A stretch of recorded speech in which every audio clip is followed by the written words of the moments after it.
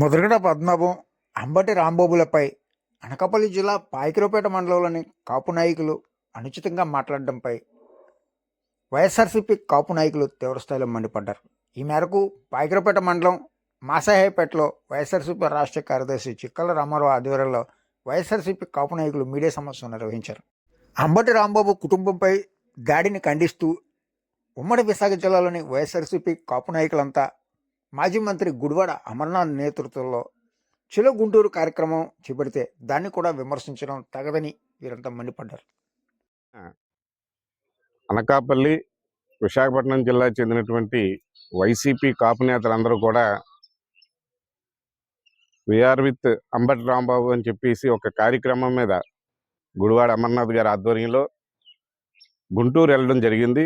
వాళ్ళకి కుటుంబానికి ఎందుకంటే ఇంటి మీద దాడి, అలాగే ఆఫీస్ తగలబెట్టడం ఇటువంటి జరిగాయి కాబట్టి మనం అందరం కూడా ఆ కుటుంబానికి అండగా ఉండాలని చెప్పి వెళ్ళి ధైర్యం చెప్పడానికి వెళ్ళినటువంటి తరుణంలో నిన్న పాయకరావుపేట నాయకులు,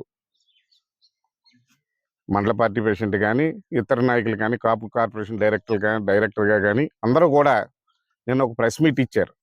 అందులో ఒక మహిళ అయితే అసలు సభ్య సమాజం తలదించుకునే విధంగా కాపుల్ని ఎదవలంటాం, ఆ భాష మరి ఎవరు నేర్పుతున్నారో ఏం మాట్లాడుతున్నారో కూడా తెలియని పద్ధతిలో నిన్న మాట్లాడడం జరిగింది. నిన్న ప్రెస్ మీట్ రెండు పాయింట్ల మీద ఇవ్వడం జరిగింది. ఒకటి, అంబటి రాంబాబు గారు ఈ సంఘీభావం తెలపడానికి వెళ్ళిన ఇష్యూ మీద ఒకటి, అలాగే రెండు, కల్తీ లడ్డూ మీద, లడ్డూలో జంతు కొవ్వు కలిసిందని అది వాస్తవం అని చెప్పి వీళ్ళ ఒక సిట్ లాగా లేకపోతే ఒక అత్యున్నతమైనటువంటి ఎన్డీబీ ల్యాబొరేటరీ లాగా నిన్న స్టేట్మెంట్ ఇవ్వడం జరిగింది. వాటిని ఖండిస్తూ ఇవాళ ప్రెస్ మీట్ మాసాపేట గ్రామంలో పెట్టడం జరిగింది. తెలుగుదేశం నాయకులకు ఒకటే చెప్తున్నాను, పగలు రాత్రి ఎప్పుడు వచ్చేదే. అధికారం అనేది ఎవరికి శాశ్వతం కాదు. మనం మాట్లాడే విధానం, భాష, ఎదురు వ్యక్తిని విమర్శించేటువంటి తీరును కూడా మీరు గమనించాలి. ఎందుకంటే ఏదో మాట్లాడేస్తే పై నాయకుల దగ్గర ఇది వస్తుందని, లేకపోతే మన గొప్ప ఇదవుతుందని మీరు నోటుకు వచ్చినట్టు మాట్లాడడం సరికాదు. అసలు పాయకరావుపేట మండల పార్టీ అధ్యక్షుడు, టీడీపీ అధ్యక్షుడు వయసు ఎంత? ముద్రగడ పద్మనాభం గారిని విమర్శించి అంత స్థాయి?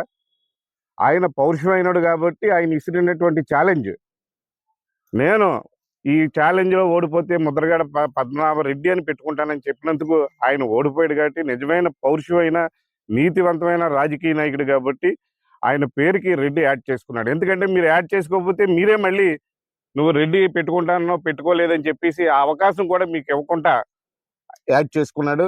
ఆయన ఏది యాడ్ చేసుకున్నా పుట్టుక కానీ బేస్ కానీ అది మారదు. ఎందుకంటే ఆయన కాపు కులస్తుడే. ఆయన కాపుల గురించి ఎన్నో ఉద్యమాలు చేశాడు. అలాగే ఆయన రాజకీయంగా చెయ్యని పదవంటూ లేదు. ఒక ఎంపీగా కానీ, ఎమ్మెల్యేలుగా కానీ, మంత్రులుగా కానీ ఆయన చేసినటువంటి సేవలు అనేకం. ఆయన ఎక్కడా కూడా ఎటువంటి మరక లేనటువంటి నాయకుడు ముద్రగడ పద్మనాభం గారు. అటువంటి నాయకుడిని ఒక మండల స్థాయి నాయకుడు విమర్శించడం చాలా దారుణం. మేము అలాగే కాపు కార్పొరేషన్ డైరెక్టర్ అయినటువంటి చిట్టుబాబు గారు కూడా మాట్లాడడం జరిగింది. ఏంటంటే కల్తీ నెయ్య, తిరుపతి లడ్డూలో కల్తీ జరిగింది, జంతు కొవ్వు ఇదయ్యింది, దాన్ని డైవర్ట్ చేయడానికి ఇటువంటి రాజకీయం చేస్తున్నారని. నిజంగా ఎన్డీబీ అత్యున్నతమైన ల్యాబొరేటరీ గుజరాత్లో ఉంది ఎన్డీబీ. అది క్లియర్గా ఇందులో జంతు కొవ్వు కలలేదని చెప్పేసి కూడా ఇవ్వడం జరిగింది. అదే సిట్ కూడా దాన్ని వివరించి జంతు కొవ్వు కలలేదని చెప్పి వాళ్ళ ఛార్జ్ షీట్లో కూడా ఫైల్ చేయడం జరిగింది. మీకు అన్ని కాపీలు కూడా అందిస్తాం. ఎందుకంటే తప్పుడు ప్రచారం, వాళ్ళ గవర్నమెంట్ టీడీపీ లడ్డూ గురించి వాళ్ళు విమర్శించారు కాబట్టి టీడీపీ గవర్నమెంట్ ఫామ్ అయిన తర్వాత జూలైలో 4 ట్యాంకర్ల, వాళ్ళ అధికారంలో ఉన్నప్పుడు 4 ట్యాంకర్లలో నెయ్యి వస్తే దాన్ని శాంపుల్స్ తీసి టెస్ట్ చేయడం జరిగింది. టెస్ట్ చేస్తే ఇందులో కల్తీ జరిగిందని చెప్పేసి తిరుపతి నుంచి వెనక్కి పంపించడం జరిగింది. దీన్ని 4 రోజులు కింద పెట్టుకుని కాళహస్తిలో 4 రోజులు పెట్టుకున్న తర్వాత మళ్ళీ అదే ట్యాంకర్లను పైకి పంపడం కూడా జరిగింది. ఇప్పుడు జరిగేది కూడా విచారణ కానీ ఏదన్నా కోర్టులో జరిగేది వాటి మీద జరుగుతుంది. దాని మీద మీరు ఏ రోజన్నా మీరు ప్రెస్లో కానీ ఎక్కడైనా మాట్లాడగలిగారా? ఎప్పుడు కూడా ఏదో విమర్శిస్తే మనం నాయకుల దగ్గర పెద్ద పదవి కొట్టచ్చు అటువంటివి కాదు. ఇప్పుడు కాపులు ఈవేళ ఉన్న పరిస్థితుల్లో మీరు చూసినట్లయితే వంగవీటి మోహన్ రంగా గారు ఆ రోజు ఆయనకి ఉన్నటువంటి ప్రజాదరణ కాపుల్లో మిగతా కులాల్లో కానీ ఎవరికీ లేదు. అటువంటి నాయకుడిని ఈ రోజు మీరు చూసినట్లయితే వాళ్ళ తనయుడే రాధా గారు అనేక సందర్భాల్లో ఇవాళ తెలుగుదేశంలో ఉన్నాడైనా రాధా గారు అనేక సందర్భాల్లో చెప్పింది ఏంటంటే మా నాన్న వంగవీటి రంగాన్ని పట్టున పెట్టుకున్నది హత్య చేసింది టీడీపీ ప్రభుత్వమే అని చెప్పేసి అనేక సందర్భాల్లో పబ్లిక్ ఓపెన్ మీటింగ్ లో కూడా చెప్పడం జరిగింది. కాపుల్లో ఆ రోజు ఆయన్ని టీడీపీ ప్రభుత్వం హతమార్చకుండా ఉండుంటే కాపుల్లో ముఖ్యమంత్రి వంగవీటి రంగా గారు అయ్యేవారని చెప్పేసి కూడా మీకు ఈ ప్రెస్ మీట్ ద్వారా తెలియపరుస్తున్నాం. ఇటువంటి తప్పుడు ఆరోపణలు ఏదైనా సరే కాపులకి చేశారంటే ఇందాక గతంలో రాజశేఖర రెడ్డి గారు ఆవేళ రైతాంగానికి నిలబెట్టింది, ఊపిరి పోసింది. ఈ రోజు ఈ ప్రాంత ప్రజలందరూ కూడా పంటలు నిర్విఘ్నంగా పండించుకుంటున్నారంటే కేవలం రాజశేఖర రెడ్డి గారి యొక్క దయ. ఎందుకంటే ఆయన చేసినటువంటి ఆనకట్లు కానీ ఆయన చేసినటువంటి అనేక రకాలైనటువంటి అభివృద్ధి ఈ రోజుకి కూడా ప్రజల్లో చిరస్థాయిగా నిలబడి ఉంది. కాబట్టి రైతాంగానికి ఏదైనా చేశారంటే ఒక రాజశేఖర రెడ్డి గారు, తర్వాత జగన్మోహన్ రెడ్డి గారు. వ్యవసాయం మీద దండగన్నటువంటి మీ ముఖ్యమంత్రి మీరు వ్యవసాయం గురించి ఇందాక మాట్లాడుతూ ఉంటే చాలా హాస్యాస్పదంగా ఉంది. ఏది ఏమైనప్పటికీ కూడా ఏదైనా సరే అభివృద్ధి జరిగింది. ప్రజలకి పేద ప్రజలకి ఆ మెరుగైన వైద్యం కానీ, పేద విద్యార్థులకి ఒక ఇంజనీరింగ్ కానీ, ఒక డాక్టర్ కానీ, ఫీజు రియంబర్స్మెంట్ కానీ చేసింది ఒక రాజశేఖర రెడ్డి గారు, తర్వాత జగన్మోహన్ రెడ్డి గారు అని చెప్పేసి బల్లగుద్ది మేము చెప్తున్నాం. ఇటువంటి తప్పుడు ఆరోపణలు కానీ మానుకుని మీరు ఏదైనా సరితే విమర్శకి ప్రతి విమర్శ ఉంటుంది. కానీ అందులోనే విమర్శించేటప్పుడు కూడా ఒకసారి ఆలోచించుకుని మాట్లాడాలని చెప్పి మేము కోరుతున్నాం. అలాగే అంబటి రాంబాబు గారి విషయానికి వచ్చేటప్పటికి మొన్న జరిగినటువంటి సంఘటనలు మనం చూస్తూనే ఉన్నాం. అంబటి రాంబాబు గారు ఆయన్ని వెళ్తున్న కారుని అడ్డగించి నానా బూతులు మాట్లాడి ఆయన్ని ప్రేరేపించి అమ్మనా బూతులు తిట్టి ఆయన్ని చాలా ఆయన ఇది చేసి ఆయన మాట్లాడిన మాటలు నేను తప్పు మాట్లాడాను అని చెప్పి క్షమాపణ కూడా కోరడం జరిగింది. అయినప్పటికీ కూడా ఒక ఇంటికి తగలబెట్టి రాళ్ళు ఇసిరి ధ్వంసం చేసి ఇంట్లో వాళ్ళనే హతమార్చాలనుకోవడం అది మంచి పద్ధతి కాదు. ఇటువంటి సంస్కృతి మన ఆంధ్రప్రదేశ్లో తీసుకురావడం అనేది చాలా తప్పు. ఇది రేపు వ్యవస్థల మీద మా వైఎస్ఆర్ పార్టీకి వ్యవస్థల మీద చట్టాల మీద గౌరవం ఉంది.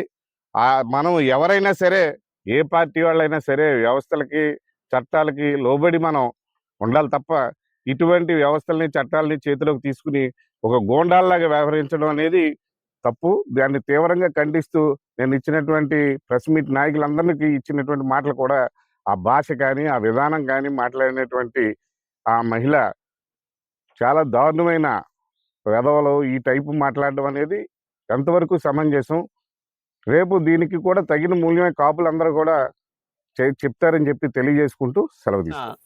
టీడీపీ నాయకులు పాయకరాపేటలో మండల పార్టీ ప్రెసిడెంట్ సించెలపు పద్దు ఇతర నాయకులు అందరూ కలిసి వైసీపీ ప్రభుత్వంలో కాపులకు అన్యాయం జరిగిందని, టీడీపీ ప్రభుత్వంలోనే న్యాయం జరిగిందని వాళ్ళు ఆరోపణలు చేసి ఉన్నారు. వాట్సాప్ మాధ్యమంలో వచ్చిన ప్రసారాల ఆధారంగా విషయం ఏమిటంటే వైఎస్ఆర్ గవర్నమెంట్లో కాపులకి అత్యధిక ప్రాధాన్యత ఇచ్చింది వైఎస్ జగన్మోహన్ రెడ్డి గారే.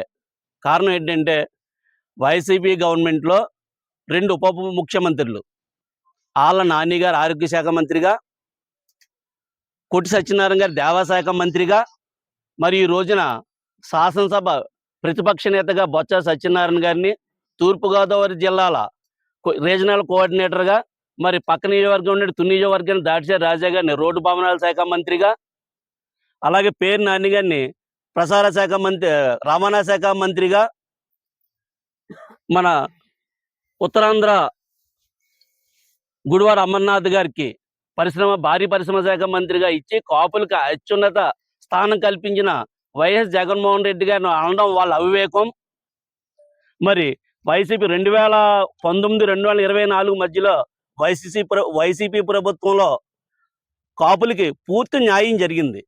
కారణం ఏంటంటే కాపు నేస్తం అనే ఒక పథకాన్ని పెట్టి మ్యాక్సిమం కాపులను అందరినీ కూడా ప్రతిఫలం పొందేలాగా అలాగే రాష్ట్ర ప్రభుత్వంలో కీలకమైన పదవులు ఇచ్చి అన్ని జిల్లాల్లో కూడా కాపుల్ని ముందుకు నడిపిస్తూ వెన్నంటుండి నడిపించి చేసినటువంటి ముఖ్యమంత్రిని వాళ్ళు అలా మాట్లాడడం భావ్యం కాదు.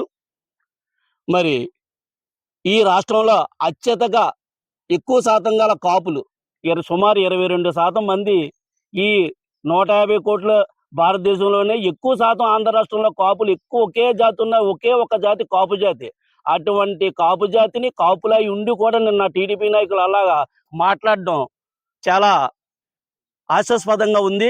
సరే ముద్రగడ పద్మనాభం గురించి ఆ పద్దు గారు మాట్లాడుతున్నారు, చాలా హీనంగా మాట్లాడుతున్నారు. ఆయన ముద్రగడ రాజకీయ అనుభవం అంతా ఉండదు, నీ వయసు అంతా కలిపి రాజకీయాలకు ట్రేడ్ మార్క్ ముద్రగడ పద్మనాభం గారి నీతి నిజాయితీలకి.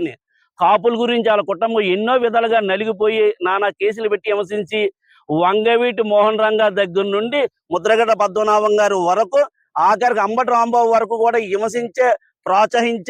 హింసాన్ని ప్రోత్సహించే ప్రభుత్వమే టీడీపీ ప్రభుత్వం.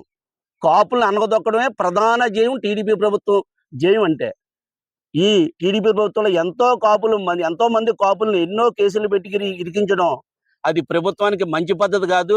ప్రభుత్వం ఏదైనా ఉంది అంటే సామరస్యంగా ఉండి జగన్మోహన్ రెడ్డి గారు ఎన్ని మాట్లాడినా వైసీపీ ప్రభుత్వంలో ఒక్క కేసు ఇటువంటి కేసులు కులాల ప్రాతిపదికన తీసుకున్నది ఏ రోజు కూడా అతను ఇలాంటి రాజకీయాలను ప్రోత్సహించలేదు. మరి నిన్న మాట్లాడిన బట్టి వాళ్ళ మాటలన్నీ కూడా కాపులకు ప్రాధాన్యం ఇవ్వలేదన్నది అవాస్తవం. పూర్తి న్యాయం జరిగింది వైసీపీ గవర్నమెంట్లోనే.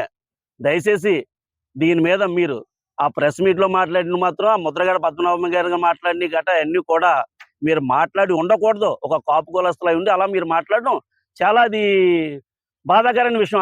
అలాంటి నాయకుని మాట్లాడడం కాపుల గురించి రాష్ట్రం మొత్తం మీద అన్ని వర్గాల్ని కలిపి అతను ఒక చరిత్ర సృష్టించిన ఆయన, అన్ని ప్రాంతాల కాపుల్ని కలిపి అలాంటి ఆయన మీద నీవు ఇష్టం వచ్చినట్లు మాట్లాడడం అనేది మాత్రం నీ వయసుకి నీ యొక్క విజ్ఞతకే వదిలిస్తున్నావు. అది నిన్న టీడీపీ నాయకులు పెద్దలు అందరూ మాట్లాడింది, కాపుల మీద మాట్లాడింది చాలా దారుణంగా ఉంది. ఒక కాపులు అయ్యుండి మన ఒక కాపు జాతి మీద జరిగిన అన్యాయానికి వాళ్ళు ఇలా రివర్స్ లో మాట్లాడడం, రివర్స్ పాలిటిక్స్ చేయడం, ఇదంతా చంద్రబాబు నాయుడు పెట్టిన విద్యలాగా మన కాపు నాయకులు, పాయకరాపేట మండల నాయకులు మాట్లాడడం చాలా హాస్యాస్పదంగా ఉంది. ముఖ్యంగా ముద్రగడ పద్మనాభం గారిని అలాగే అంబటి రాంబాబు గారిని చాలా నీచంగా మాట్లాడారు. కొంతమంది అయితే ఏకంగా జగన్ గారిని ఏకవచనంగా మాట్లాడడం వినడం జరిగింది. వాళ్ళ స్థాయికి వాళ్ళ విజ్ఞతగా వదిలేస్తున్నాం. ఇలాంటి మాటలు మాట్లాడడం చాలా పొరపాటుగా. మీరు రేపు పొద్దున్న దీనికి తగిన పరిష్కారం తగిన మూల్యం చెల్లించుకుంటారని నేను తెలియపరుస్తున్నాను.